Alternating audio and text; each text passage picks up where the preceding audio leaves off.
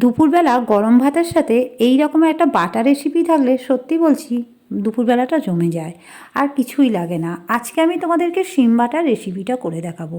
তার জন্য বেশ কিছুটা শিম নিয়েছি, 400 গ্রাম মতো। শিমটাকে ছোটো ছোটো করে কেটে লবণ দিয়ে 5-6 মিনিটের জন্য সিদ্ধ করে নেব। তারপর ঠান্ডা করে মিক্সিং জারে দেবো।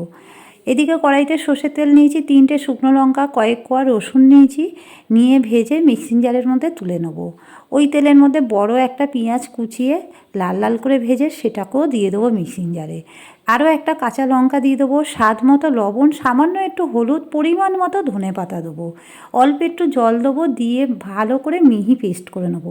কড়াইতে আরও একটু তেল দেবো, দিয়ে কালো জিরে ফোড়ন দিয়ে এবার শিম পেস্টটা তুলে দেব, দিয়ে এইভাবে নাড়তে থাকবো। নেড়ে যখন একটু শুকনো হয়ে আসবে অল্প একটু চিনি দেবো, আবারও খুব ভালো করে নেড়ে এরকম মন্ড হয়ে আসলেই রেডি শিম বাটা।